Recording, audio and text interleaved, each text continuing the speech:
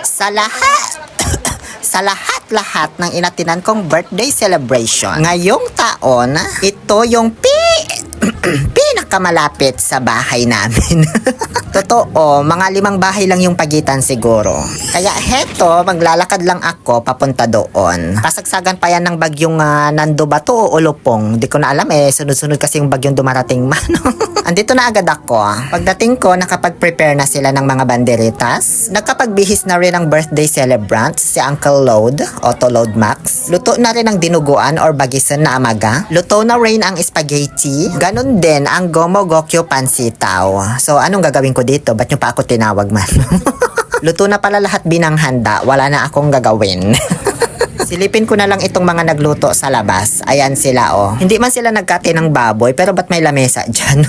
Yung lamang loob kasi nung ginawa nilang dinuguan, galing yun doon sa inorderan nila ng lechon. Pag nag-order ka kasi dito ng lechon, yung lamang loob ibabalik din sa iyo. Kasi kasama yun sa binayaran mo diba? Punta naman na tayo dito sa mga cake saru. Happy 60th birthday tatay. So ibig sabihin, bigay yan ng mga Junakis. Sina Ronel at Raisa may charap-charap. Ito naman, happy birthday Lolo Load from Axel Brikes. So galing sa apo, afford na niya bumili ng cake ang bata-bata pa. Itong isa naman, ang tagal naman buksan na Auntie Milda. Happy birthday brother, we love ya. So ibig sabihin, galing sa kapatid, hindi sa kapuso o kapamilya. Mayat maya, dumating na yung pinakaaantay ko, ang lechon ni Kadenjo. Katarungan para kay Kadensyo. Dahan-dahan lang kay mahal yan Ayan, sige, shout out sa'yo Axel. Ano ka nakabili ng cake? Di ka pa naman nagtatrabaho.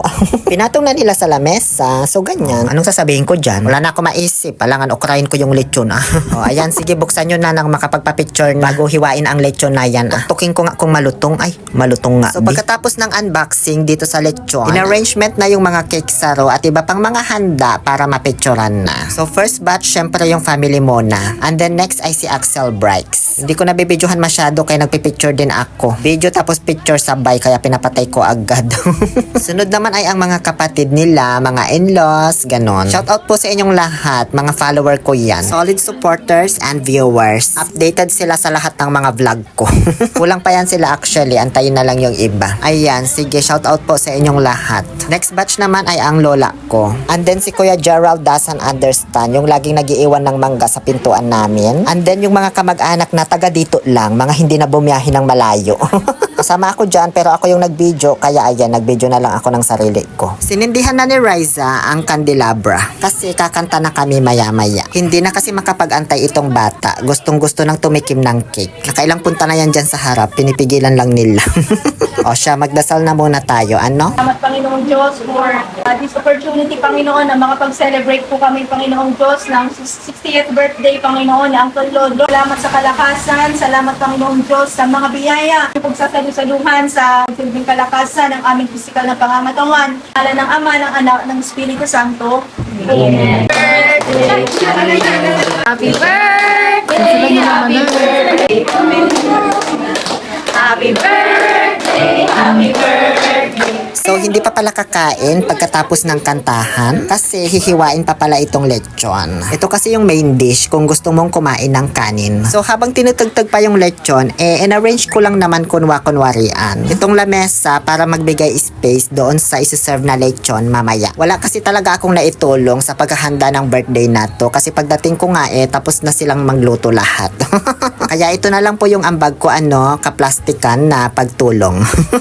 Mayat maya, ayan na po ang lechon. So, kain na po kayo. Huwag kayong mahiya. Eat well po. Eat well. Eat will. Eat well ba? At ako'y tatambay lang dito sa gilid habang pakurot-kurot ng balat ng lechon. Ang sarap nitong batok. Nabitak-bitak na dahil sa kalutungan. Sarap. Yung laman naman sa may bandang ribs ang pinapapak ko dito. Malasa din kasi yon bukod sa balat. Mayat maya, naumaw na ako sa pagpapak ng lechon. Kaya ayan, kumuha na lang ako ng sope drinks. Mayat maya, naghanap na ng kanin yung tiyan ko, kaya ayan, kumain na rin ako. Mag rice meal muna ako ngayon, mamaya na yung mga pansit-pansitan dyan. Inulam ko yung lechon, tsaka dinuguan, tsaka may sisig pa pala. Nung naubos ko na, bumalik ako para naman sa pansit at spaghetti. So ayun, nabusog ako ng bonggang-bongga. Nagbitbit pa ako ng saging habang pauwi sa bahay namin. Di na ako nag-take out kasi ang lapit lang naman sa bahay namin. Pwede akong bumalik anytime.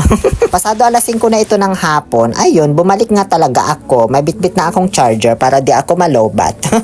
Ang purpose nitong pagbalik ko, bukod sa kakain pa, para i-shout out yung iba pang mga followers ko na andito. Kasi marami pang mga nagsisidatingan. Sabi ni auntie ko, videohan ko daw silang lahat kasi gustong gusto daw nila makita sa vlog ko. So ayan, shout out po sa inyong lahat. Hindi ko na kayo iisa-isahin pa, basta lahat ng andito, shout out sa inyo. Dumating na rin pala yung isang kapatid ni Uncle Load. So shout out na lang din sa inyo, ano? Magpipicture sila ulit kasi kompleto na silang magkakapatid. Dumating naman na ngayon si Ate Girlie. Diyos ko, pinapabidyohan man sa akin ni auntie hanggang sa pagbaba niya sa sasakyan doon sa kalsada, papasok dito.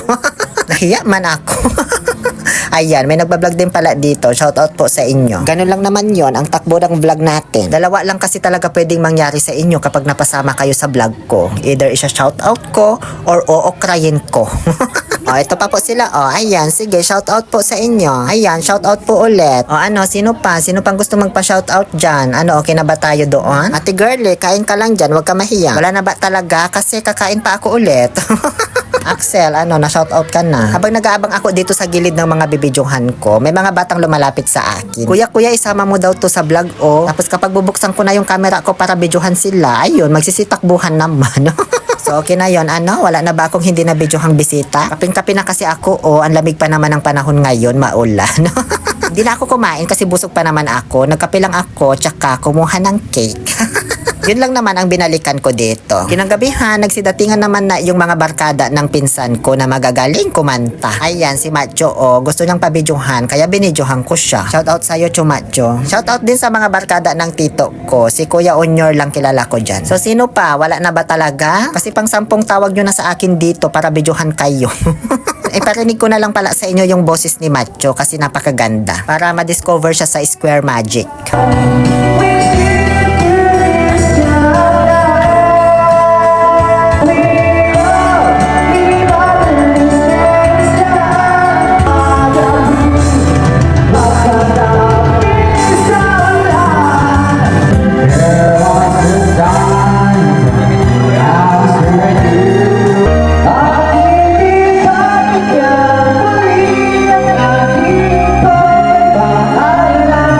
Diba? May ibubuga din yung boses niya. Nire-request ko sa kanya yung multo pero sabi wala daw doon sa songbook. Ano ba tong video okay? Hindi updated man sa mga latest na kanta.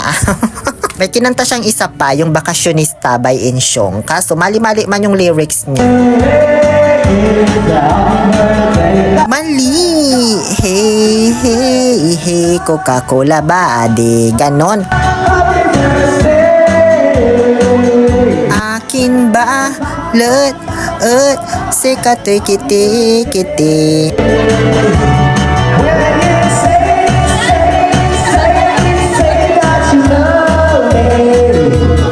Nenag ko gabay, inayatan to agyapuni iti. Ganon. Mali-mali man yung lyrics mo. Uy.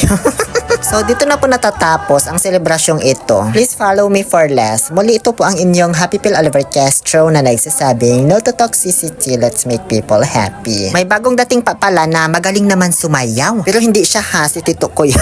Diyos ko, puro talented pala itong mga kaibigan ni Ronel. Nakatalikod nga lang siya habang binibidyohan ko. So, sabi ko hindi pwede yan, humarap ka. So, ayan po, nakaharap na siya habang sumasayaw. Ano?